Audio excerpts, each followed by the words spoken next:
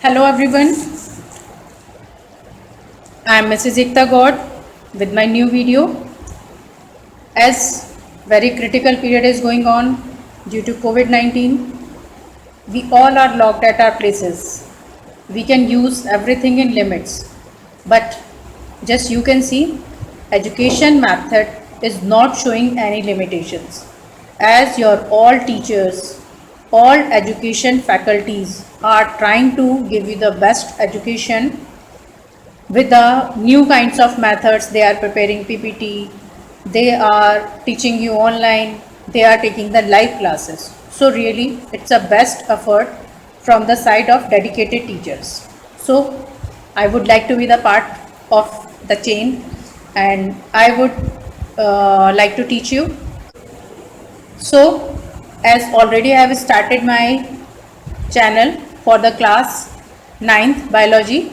So today I am going to start the syllabus for the class 10 life process. Okay, it is a chapter 6. So let's start. So now see the topics. Which topics we are going to cover into the life process. That first process is the nutrition. Another one is the respiration. Okay. Third one process is transportation, and fifth one process is excretion. Clear? So now the criteria to decide whether something is alive. So बेटा यदि हम कोई भी process पहले पढ़ रहे हैं तो उसके बारे में हमें जान लेना होगा कि ये चीज़ लिविंग है या नॉन लिविंग थिंग है, और कौन सी चीज़ें हैं जो उसकी लिविंग कंडीशंस को कंफर्म कर रही हैं. ठीक है. So the most important criteria to decide whether something is alive is movement. So अब ये bird है, ये move कर रही है, fish है, ये move कर रही है, तो इसके movement से हमें पता चल रहा है कि ये चीज़ live है. ठीक है, इसमें life है. How are they doing this?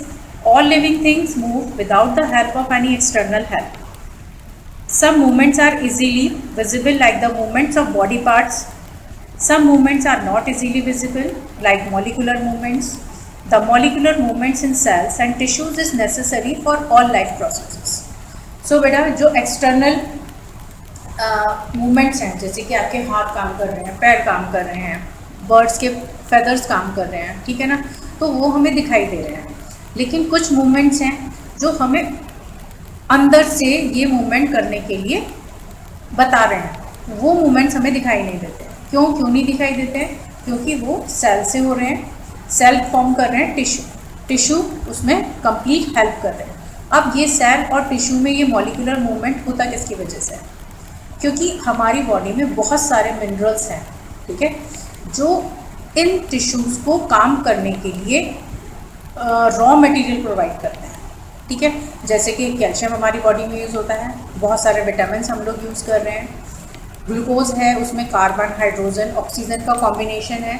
तो ये सब चीज़ें मिलकर सेल्स और टिश्यूज़ को रॉ मटेरियल प्रोवाइड करती हैं, जिसकी वजह से ये हमारी बॉडी को मूवमेंट प्रोवाइड करते हैं. So this is the criteria to decide whether something is alive और नॉन लिविंग. ठीक है, अब जैसे टेबल और चेयर को आप देख लीजिए, they are not living. So life processes, here I have given all the complete definitions. So बच्चों मेरी यहाँ आपको एडवाइस है कि आप एक कॉपी पेन ज़रूर लेकर अपने साथ में बैठें और जितनी भी ये डेफिनेशंस हैं इनको आप कॉपी कर लें.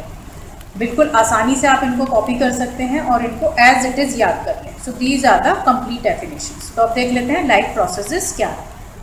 Life processes are the basic processes in living organisms which are necessary for maintaining their life. अब जो भी बेसिक प्रोसेस है, बेसिक प्रोसेस मीन्स जिससे किसी भी चीज़ का बेस बन रहा है. जैसे कि हम खाना खा रहे हैं तो खाना खाने का एक बेसिक प्रोसेस हो गया जिसमें कि डाइजेस्टिव सिस्टम आ गया. ठीक है, और फिर हम सांस ले रहे हैं तो उसका एक बेसिक प्रोसेस हो गया जो लंग से जुड़ा हुआ है, जिसको हम रेस्पिरेशन बोल देते हैं. एक बेसिक प्रोसेस हो गया ट्रांसपोर्टेशन, यानी कि ब्लड से रिलेटेड हो गया, जो हमने खाया उसको हमने एयर की वजह से उसको डाइजेस्ट किया और फिर ब्लड ने उसको पूरी बॉडी में ट्रांसपोर्ट किया. ठीक है, इसके साथ हम एक और प्रोसेस पढ़ते हैं, एक्सक्रीशन. अब जब हम 3 तरह से बॉडी में फंक्शनिंग कर रहे हैं तो जो वेस्ट मटेरियल है वो भी कलेक्ट होगा and it has to be remove from the body, तो वो हो गया एक्सक्रीशन। क्लियर? अब इनकी हम डेफिनेशंस के थ्रू देख लेते हैं।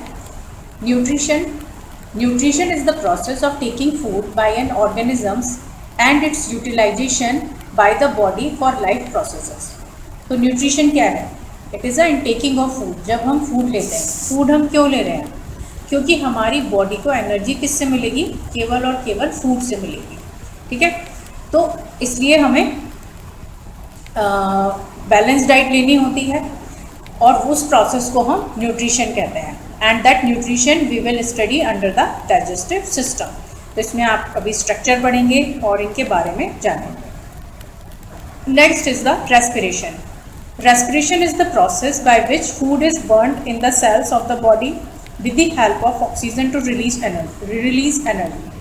अब बेटा रेस्पिरेशन क्या प्रोसेस है? रेस्पिरेशन अक्सर हम लोग पढ़ते हैं inhaling exhaling is known as the respiration, ठीक है ना। But actual meaning of respiration is to digest the food with the help of oxygen. अब ऑक्सीजन ही क्यों? क्योंकि ऑक्सीजन से ही कोई भी चीज़ जल सकती है, because it is a combustible substance.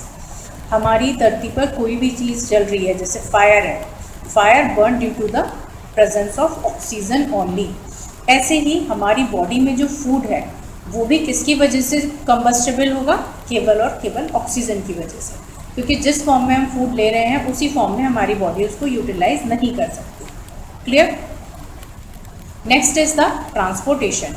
Transportation is the process by which food, oxygen, water, waste products are carried from one part of the body to the other. अब whatever process completed by the respiration that can be carried forward through the transportation.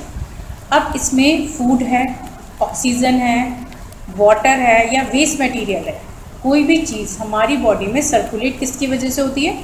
केवल और केवल blood की वजह से। और blood किसकी वजह से फ्लोट करता है हमारी पूरी बॉडी में? Because of the circulatory system.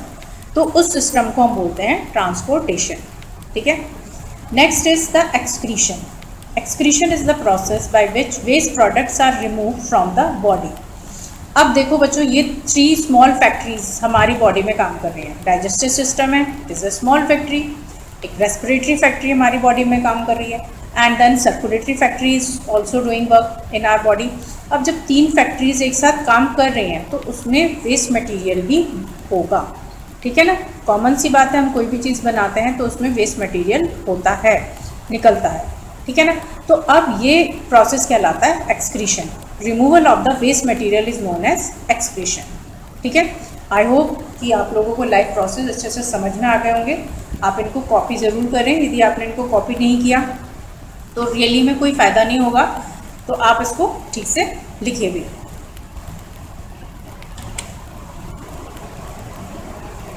अब हम फर्स्ट प्रोसेस को देख लेते हैं, दैट इज़ द न्यूट्रिशन। ठीक है, so nutrition is the process of taking food by an organism and its utilisation by the body to build the body for growth, to repair the damage part of the body and for energy. तो nutrition क्या है? Nutrition is process to intaking the food, यानी कि हम जो भी कुछ खा रहे हैं, ठीक है, वो सब न्यूट्रिशन कहलाता है। ठीक है, अब वो न्यूट्रिशन हमें किस लिए चाहिए? Nutrition to build the body. हमारी बॉडी को बिल्ड होना है, अंदर से कोई भी किसी भी तरह की रिक्वायरमेंट है, उसको बड़ा होना है, तो हमें न्यूट्रिशन चाहिए। फॉर ग्रोथ, एक बच्चा छोटा होता है, छोटे से बड़े होता जाता है, तो हम लगातार खाना खा रहे हैं, इसलिए हम अच्छा खाना खा रहे हैं तो हमारी अच्छी ग्रोथ होती है। किसी भी तरह का रिपेयर है, हमारी बॉडी में कोई भी डैमेज सेल्स हो गई हैं, जैसे हमारी चोट लग जाती है, कुछ टाइम बाद वो ठीक होने लगती है, क्योंकि ये न्यूट्रिशन जो हमारे बॉडी में खाने पीने की चीज़ें हैं वही हमारी बॉडी को रिपेयर भी करती हैं। एंड फॉर एनर्जी, और हमें एनर्जी भी फूड से ही मिलती है। If you skip the breakfast then you will not get the energy, sufficient energy. तो आपको कई बार होता है ना, स्कूल में आपको चक्कर आ जाते हैं, आप लोग गिर जाते हो, है ना। असेंबली में आपने कई बार इस तरह की कंडीशंस फेस की होंगी, क्योंकि यदि आपने सफिशेंट फूड नहीं लिया है तो then you will not get the energy. ठीक है, तो इस that's why breakfast, lunch, dinner, everything is important at their place. So life on earth depends on carbon based molecules and most of the food are also carbon based molecules.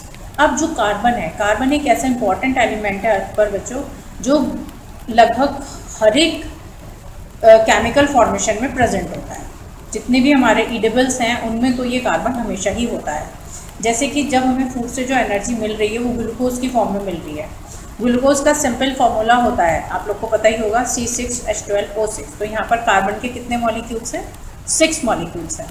Clear? The outside raw materials used by living organisms are food, water and air. तो nutrition तो हम ले रहे हैं, लेकिन nutrition की formation में और क्या क्या इंक्लूड हो गया? फूड इंक्लूड हो गया, और वाटर इंक्लूड हो गया, और एयर इंक्लूड हो गया। जब तक ये सब बैलेंस नहीं होंगे हमारी बॉडी में, तब तक हमें सफिशिएंट न्यूट्रिशन नहीं मिलेगा। ठीक है? अब इसी के बेसिस पर न्यूट्रिशन भी कई तरह के होते हैं। तो देख लेते हैं modes of nutrition. There are 2 main modes of nutrition. ठीक है? They are autotrophic nutrition and heterotrophic nutrition. What are autotrophic nutrition? It is the nutrition in which organisms prepare their own food from simple inorganic substances like carbon dioxide and water in the presence of sunlight and chlorophyll. तो ये process आपने सभी ने पढ़ा होगा, it is the photosynthesis process. अब आपको इस टर्म को याद करना है, ऑटोट्रॉपिक। ऑटो मीन्स ऑटोमेटिकली, यानी कोई भी प्रोसेस यदि ऑटोमेटिकली हो रहा है तो उसको हम ऑटोट्रॉपिक न्यूट्रिशन कहते हैं। ठीक है? अब ऑटोमेटिकली कौन अपना फूड प्रिपेयर कर सकते हैं? केवल ग्रीन प्लांट्स। तो इसका एग्जाम्पल हो गया ग्रीन प्लांट्स, लेकिन कुछ बैक्टीरियाज भी होते हैं जो ऑटोट्रॉपिक कंडीशन शो करते हैं। ठीक है? Next is the heterotrophic nutrition. Hetero means those are depend on others. ठीक? So heterotropic nutrition is nutrition in which organisms get their food directly or indirectly from plants. या तो वो directly ले रहे हैं या इनडायरेक्टली ले रहे हैं plants. Example, all animals, fungi and some bacteria. तो जितने भी एनिमल्स हैं सभी प्लांट्स के ऊपर डिपेंड करते हैं। Fungis are multi cellular, so they are also depending on the others. Some bacterias are also depend on the others, so they are also considered as heterotropic nutrition. So here, as different kind of creatures are present on the land, animals, human beings, or birds, aquatic, terrestrial, arboreal, बहुत सारी categories हैं, तो इसलिए heterotropic nutrition एक तरीके का नहीं हो सकता। So there are 3 main types of heterotropic nutrition. They are saprophytic, parasitic and holozoic nutrition. ठीक है? अब इन तीनों टाइप्स के बारे में हम देख लेते हैं। देखो बच्चों, first is the saprophytic nutrition. Saprophytic nutrition is nutrition in which organisms get their food from dead and decaying organisms. ठीक है? अब जहाँ पर भी सैप्रो वर्ड आता है बच्चों, तो वो डेड और डिकेइंग ऑर्गेनिज्म से कंसर्न करता है। ठीक है? तो कुछ ऑर्गेनिजम्स केवल डेड और डिकेइंग ऑर्गेनिजम्स पर ही होल लाइफ सर्वाइव करते हैं, वहीं से वो फूड ले लेते हैं, इसलिए वो कैसा न्यूट्रिशन शो करते हैं? Saprophytic nutrition. ठीक है? They break down the food material outside their body and then absorbs it. ठीक है? वो फूड मटेरियल को बॉडी के बाहर, क्योंकि कभी भी कोई भी डिकम्पोज मटेरियल होगा तो first it will decompose and then it will get absorb by the particular organism. Examples क्या हैं इनके? मशरूम्स, आप देख सकते हो ये मशरूम्स हैं। ब्रेड मोल्ड्स, ब्रेड के ऊपर कभी कभी आपने ग्रीन लेयर देखा होगा, so that is the example of saprophytic nutrition. Yeast, yeast we are using to make the dough of bhatura, है ना, और इडलीज, तो इन सब में हम यीस्ट यूज़ करते हैं, तो this is also example of saprophytic nutrition. And few bacterias are also show the saprophytic nutrition. ठीक है? Now second one is parasitic nutrition. Parasitic is nutrition in which organisms get their food from living organisms without killing them. अब कुछ organisms दूसरे organisms पर totally depend करते हैं, उनको वो किसी तरह का harm नहीं पहुँचाते, लेकिन वो अपना पूरा nourishment, पूरी ज़िंदगी दूसरे ही organism से लेते हैं, तो वो parasitic nutrition में आते हैं। अब इसमें जो लिविंग ऑर्गेनिज्म दूसरे को न्यूट्रिशन दे रहा है वो तो होस्ट कहलाता है, और जो न्यूट्रिशन ले रहा है वो पैरासाइट कहलाता है।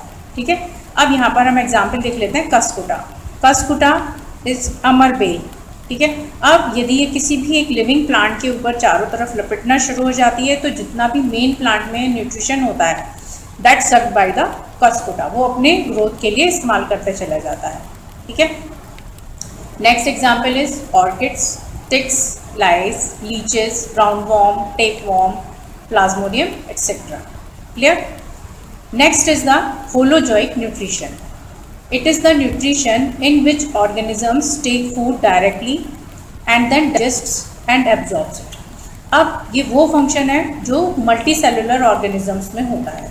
ठीक है, जैसे कि amoeba, paramecium, birds, fishes, humans. तो हम भी क्या करते हैं, हम पहले खाना खाते हैं, उसको च्यू करते हैं, माउथ में च्यू करते हैं and later on it get digested in the alimentary canal. तो पूरा एक कंप्लीट प्रोसेस होता है। सो इसको हम बोलते हैं होलोजोइक न्यूट्रिशन।